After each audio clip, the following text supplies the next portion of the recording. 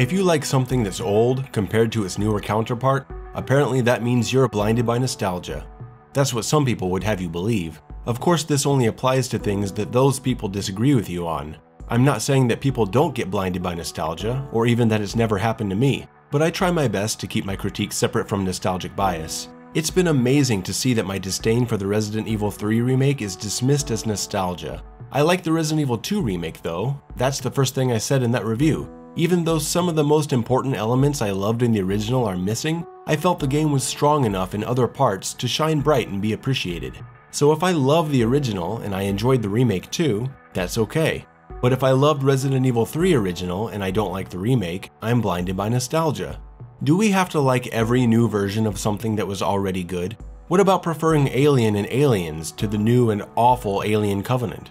Are you gonna say I'm blinded by nostalgia for saying Predator 1987 is better than the Predator 2018, which is universally reviled?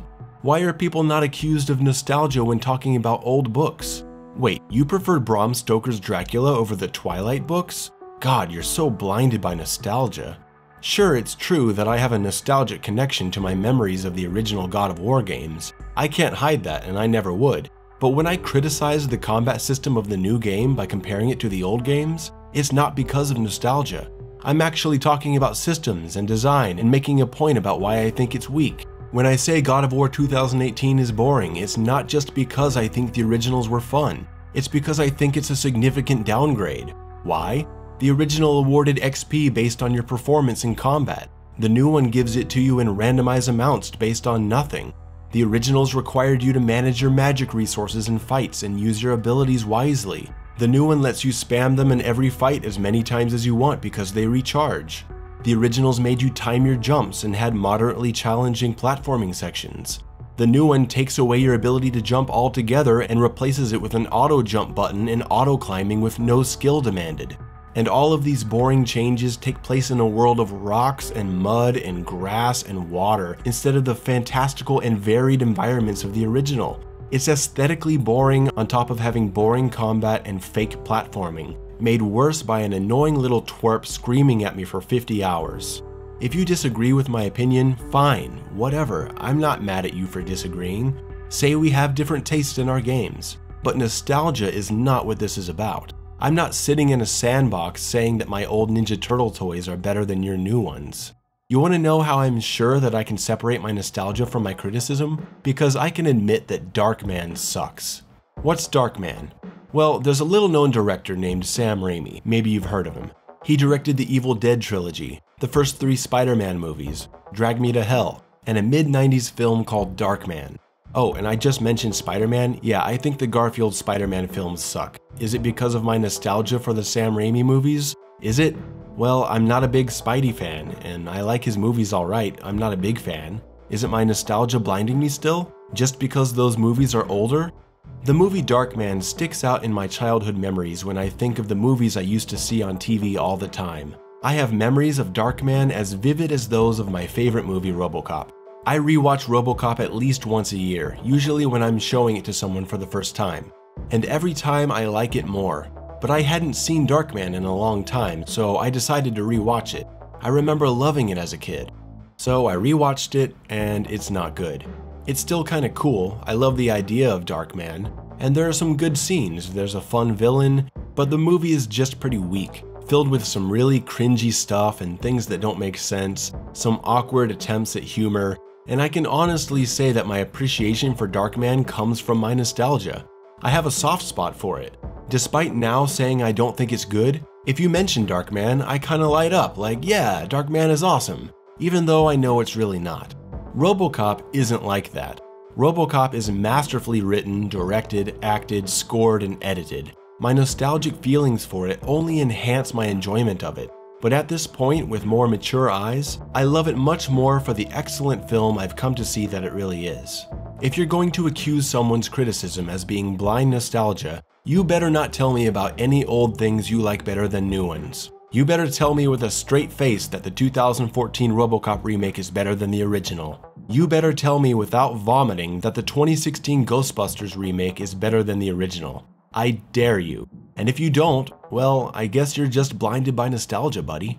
Remakes need to be about more than just using old character names and general plot points. It doesn't matter if you use the same setting or characters or same camera styles. If you fundamentally change what the movie is about, you've messed up. The problem with a lot of new content and remakes isn't that they're different, it's that they're soulless. I don't care if a game looks nicer and has better controls if the heart has been ripped out. Who cares about bigger explosions and more badass guns and fight scenes in Die Hard 5 when what tied all that exciting action together in the original was an interesting story with a moving emotional center? I just uploaded my video on the It remake, which I encourage you to check out if you haven't seen it already, and it clearly lays out these issues. These remakes take the technical flaws of the original, like dated camera work, bad acting, poor effects, and they improve them with all the latest technology and big budgets. But they inexplicably ignore what actually worked in those flawed original pieces. A good remake should improve on the flaws and expand on the positives, not ignore the positives and replace them with nothing. You don't take a sprawling city of exploration in Resident Evil 3 and cut it down to 2 streets. You don't take an antagonist that chased you around forcing you to make smart navigation decisions and turn it into scripted encounters with only one direction to go. You don't take a movie with the most iconic villains of the decade and make a movie full of villains I can't even remember. You don't take a story about the power of friendship and belief and forget to mention those things in the remake. You don't take one of the greatest comedies of all time and turn it... I'm sorry. Remakes can be done right, but they have to understand the soul of the story, or they at least have to take the most important elements and use them in a new vision. You need talented directors and writers to handle this kind of thing. And even then, it's easy to fail when they don't see what the original is all about. I know I keep coming back to RoboCop a lot, but it really is a great example.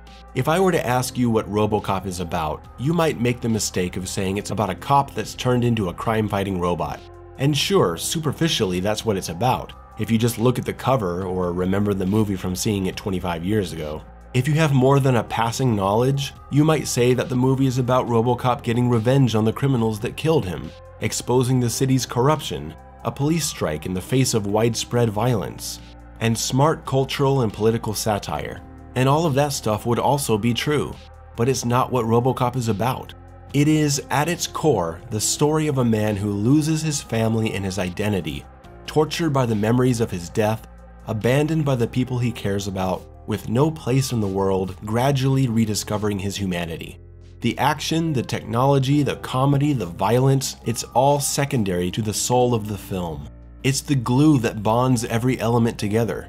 The only things that maybe don't work anymore are some of the dated stop-motion effects, the 80s industrial clubs, the prominence of the cocaine market, just little details.